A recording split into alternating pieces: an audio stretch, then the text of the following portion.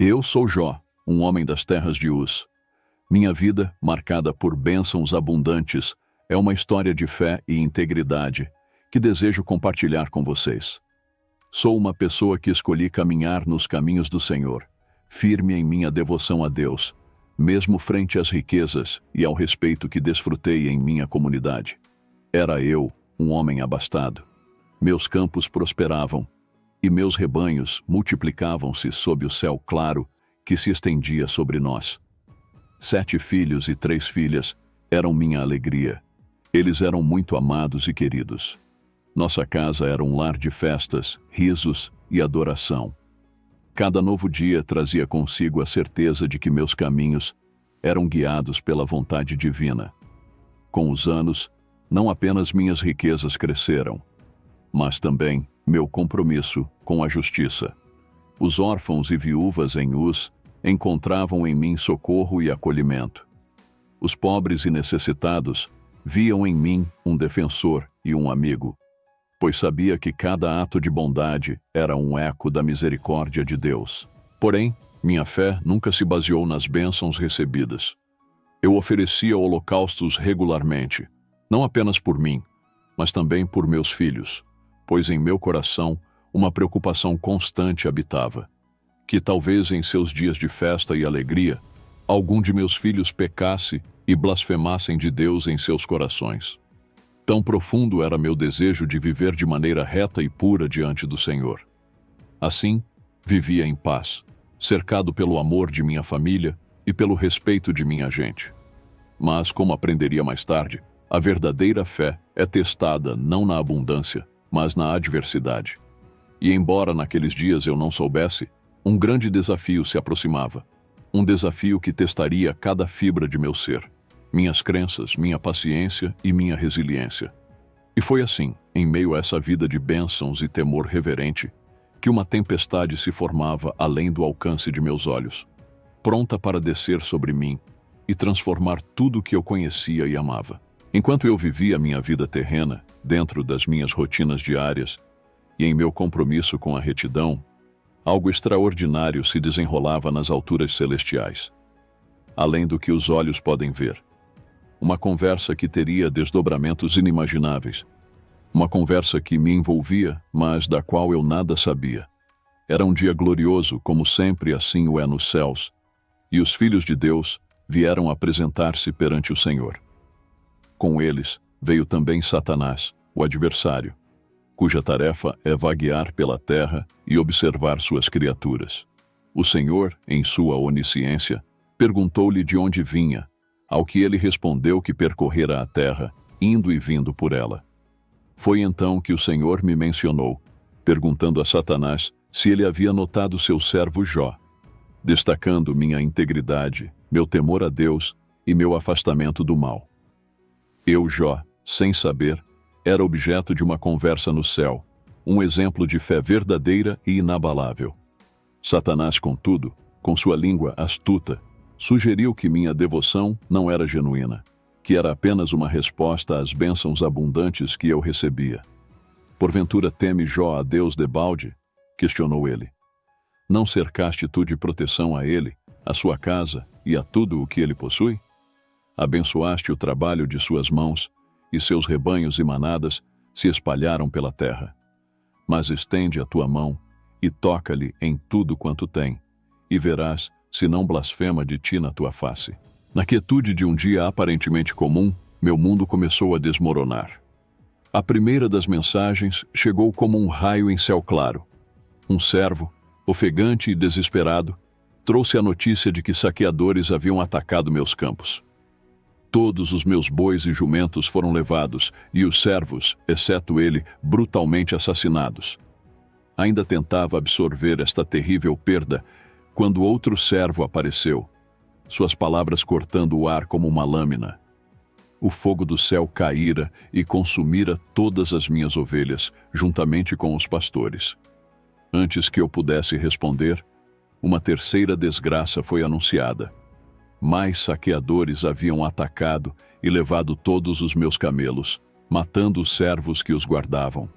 O golpe mais cruel, porém, estava por vir. um quarto mensageiro chegou, trêmulo, com notícias que fizeram meu coração parar. Meus filhos e filhas, que estavam juntos em festa na casa do irmão mais velho, foram vítimas de um grande vento que fez a casa desabar sobre eles. Todos foram mortos instantaneamente. Em um único dia, fui arrancado de meu pedestal de prosperidade e arremessado num abismo de desolação. Minha riqueza, meus filhos, minha segurança, tudo foi tirado de mim. Cada notícia era um golpe e, no entanto, em meio ao turbilhão de dor e perda, uma chama ainda queimava dentro de mim, a chama da fé.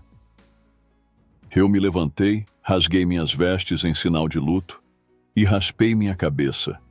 Então, caí no chão em adoração.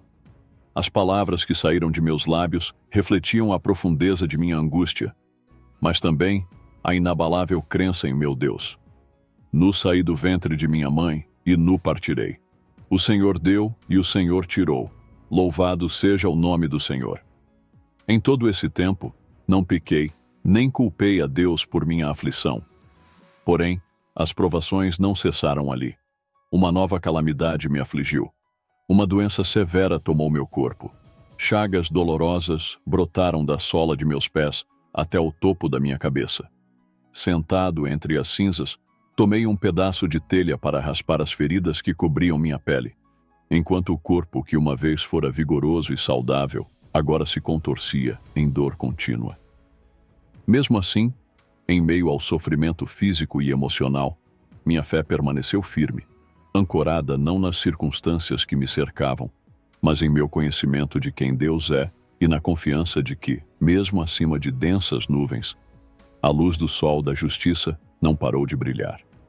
Enquanto eu jazia entre as cinzas, corpo e alma imersos em dor, uma voz familiar rompeu o pesado silêncio que me envolvia. Era minha esposa, minha companheira de muitos anos, que também sofria imensamente com as perdas devastadoras e agora com a minha condição aflitiva. Observando-me naquele estado de miséria completa, sua dor se transformou em frustração e desespero. Ela se aproximou de mim, olhos inflamados pela tristeza e pelo cansaço, e suas palavras caíram sobre mim tão dolorosamente quanto as chagas que cobriam meu corpo. Ainda mantens a tua integridade? Amaldiçoa a Deus e morre. Ela disse isso em um profundo desespero. Um desejo de ver meu sofrimento chegar ao fim. Mesmo que isso significasse renunciar a tudo em que eu acreditava. Respirei fundo, sentindo cada parte do meu ser tremer sob o peso daquelas palavras. Porém, a fé que me sustentara até aqui não vacilou. Ergui meus olhos, que mal reconheciam a luz do dia, e respondi a ela com uma voz que, embora fraca, carregava a força de minha convicção inabalável. Falas como uma das tolas mulheres falaria. Aceitaremos o bem de Deus e não aceitaremos o mal. Essas palavras eram um lembrete de nossa crença na soberania e na justiça divina. Em todos os anos de prosperidade, reconhecemos e louvamos a bondade do Senhor. Não seria agora, no vale da sombra e da morte, que abandonaríamos nossa fé. Mesmo que eu não compreendesse o propósito por trás de meu sofrimento, confiava que Deus tinha um plano, que todos os caminhos dele são perfeitos, mesmo aqueles marcados pela dor. Apesar do coração partido e do corpo em ruínas, mantive-me firme na crença de que nada acontece fora da vontade divina. Minha resposta refletia minha decisão de permanecer íntegro, confiando no caráter imutável de Deus, independente das circunstâncias. E assim, entre as cinzas, continuei minha vigília, enfrentando cada dia de sofrimento com uma fé que, embora testada pelo fogo, não se rendeu às chamas. Minha esposa, vendo minha resolução, permaneceu ao meu lado, silenciosa em sua própria luta, compartilhando o peso de nossa tristeza comum, mas também, em seu próprio modo, buscando entender a profundidade do caminho que eu escolhera seguir. Elifaz, o temanita, um dos meus 3 amigos, foi o primeiro a falar. Com uma voz carregada de preocupação, mas também de repreensão velada, ele sugeriu que meu sofrimento era resultado de algum pecado oculto, Quem, sendo inocente, jamais pereceu? Ele questionou, insinuando que o justo não sofreria como eu sofria. Ele aconselhou que eu buscasse a Deus e me colocasse novamente sob sua tutela. Uma das minhas respostas foi misturada com dor e um toque de indignação. Eu defendi minha integridade e expressei meu desconcerto. Se grito, é injustiça. Não obtenho resposta. Clamo por socorro, todavia não há justiça. Questionei, articulando minha confusão e frustração sobre a aparente injustiça de minha aflição. Bildade, o suíta, assumiu uma abordagem mais direta, argumentando que o sofrimento que eu enfrentava só poderia ser justificado por uma grande iniquidade. Ele pressionou para que eu buscasse a misericórdia de Deus, insinuando que meus filhos haviam morrido por suas próprias transgressões e que eu deveria voltar-me para Deus para evitar o mesmo destino. Respondi a Bildade com desespero e certa amargura, refletindo sobre a brevidade e o sofrimento da vida humana. Contestava a noção de que meu sofrimento pudesse ser tão simplesmente explicado ou merecido. Como então serei justo perante Deus? Perguntei, destacando a imensidão da sabedoria e do poder divino em contraste com minha própria pequenez. Zofar de Naamate foi talvez o mais duro de todos. Ele me acusou de ser tagarela e de merecer ainda mais castigo do que eu já estava recebendo. Sabe que Deus esqueceu de parte de tua iniquidade, ele proclamou, instigando-me a arrepender-me para restaurar minha prosperidade.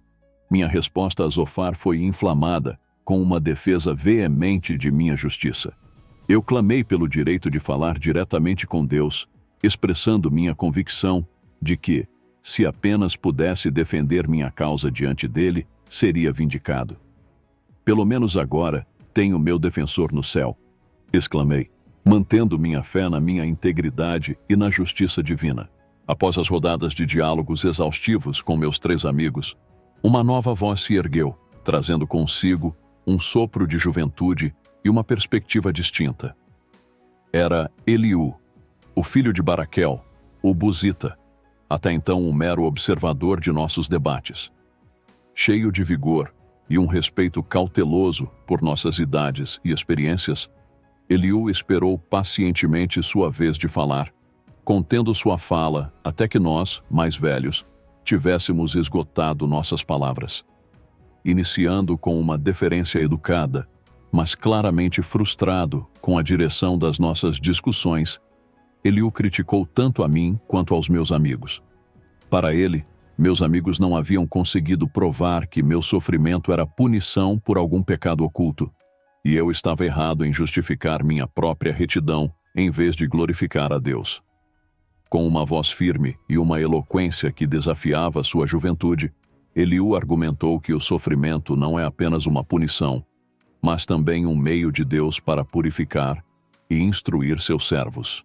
Ele falou da majestade de Deus, de sua justiça que transcende a compreensão humana, e de como Deus fala de várias formas, embora o homem nem sempre perceba. Deus fala, ora de um modo, ora de outro, embora o homem não o perceba, disse ele, explicando que as adversidades podem servir para nos desviar do mal ou para nos chamar a uma reflexão mais profunda sobre nossas vidas e ações. Eliú continuou, apontando que a aflição poderia ser uma correção divina, uma forma de preservar a alma da cova, ensinando-me a desviar do orgulho e a viver com retidão. Ele sustentava que Deus é justo e que minha resposta ao sofrimento deveria ser uma de aprendizado e humildade, não de autojustificação ou desafio. Enquanto Eliú falava, senti tanto a repreensão quanto a sabedoria em suas palavras.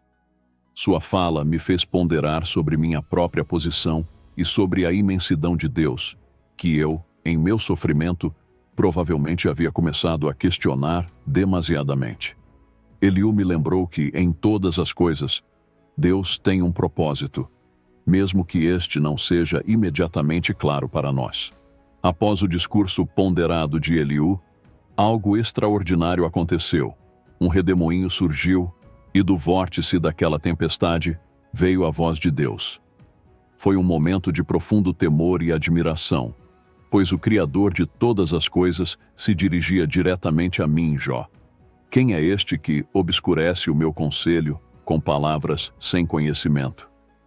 A voz de Deus soou, poderosa e repleta de majestade. Deus me desafiou a preparar-me como um homem. Eu deveria responder às perguntas que ele me faria. Começou então a questionar-me sobre a criação do mundo. Onde estavas quando lancei os fundamentos da terra? Dize-me, se tens entendimento. Deus descreveu a criação, os fundamentos da terra, o mar, a aurora e os confins do universo. Falou das estrelas, dos anjos e das leis que governam os céus e a terra. Cada pergunta era um lembrete da minha pequenez diante da vastidão de seu conhecimento e poder. Não se tratava de uma repreensão dura, mas de um convite à humildade e ao reconhecimento de que os mistérios do universo estavam além do meu entendimento humano. As palavras de Deus me levaram a um estado de profunda reverência e admiração. Cada pergunta revelava minha ignorância e a limitação de minha perspectiva terrena. A magnitude de Deus e de suas obras era esmagadora, e eu, que havia questionado sua justiça, me sentia pequeno e maravilhado. Continuando sua poderosa exposição, Deus me questionou sobre os detalhes da natureza e da vida selvagem.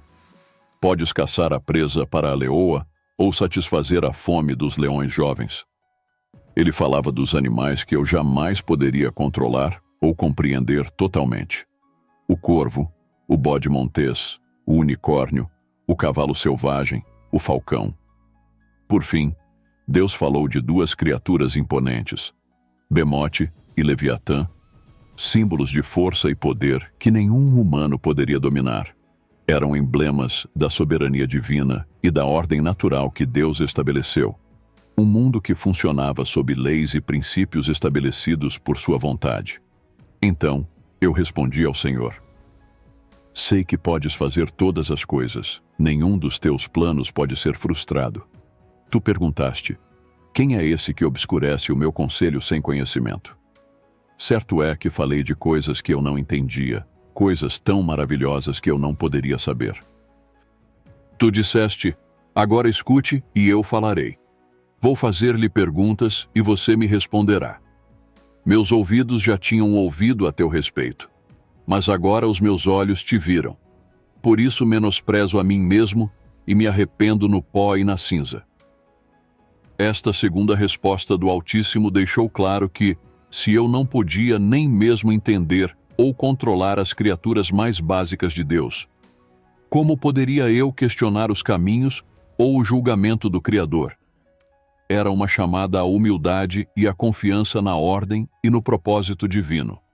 Estas respostas divinas serviram não só para redefinir minha compreensão de Deus e do mundo, mas também para restaurar minha fé e submissão ao seu insondável governo.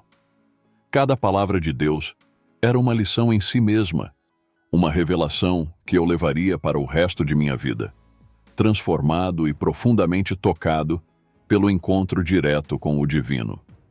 Após as profundas revelações e o encontro divino que mudou a minha compreensão de tudo ao meu redor, houve uma virada significativa em minha jornada. A minha história, marcada por perdas inimagináveis e sofrimentos intensos, começava agora a trilhar um caminho de restauração e renovação. Assim que minhas conversas com Deus se concluíram, e após eu ter reconhecido minha incapacidade de compreender plenamente os caminhos do Senhor e a própria natureza da existência, houve uma mudança notável. Deus instruiu meus amigos a oferecerem sacrifícios e pedirem por minhas orações em seu favor, pois não haviam falado corretamente a respeito de Deus como eu o fizera. Obedeci e orei por eles, demonstrando assim minha restaurada relação com Deus e com o meu próximo. Não muito tempo depois, Deus restaurou minha fortuna. Tudo o que havia perdido foi devolvido em dobro. Meus rebanhos, antes dispersos e destruídos, agora floresciam novamente. Eu possuía o dobro de ovelhas, camelos, bois e jumentos. Minha saúde foi completamente restaurada, curando as feridas que cobriam meu corpo e rejuvenescendo meu espírito cansado. Além das bênçãos materiais, Deus também me abençoou com uma nova família. Minha querida esposa e eu fomos agraciados com mais 10 filhos, 7 meninos e 3 meninas, tão belas que não havia outras como elas em toda a terra. Vivi por muitos anos após minha restauração, vendo meus netos e até bisnetos. Em cada dia de minha vida prolongada, refleti sobre as lições aprendidas através de minha provação.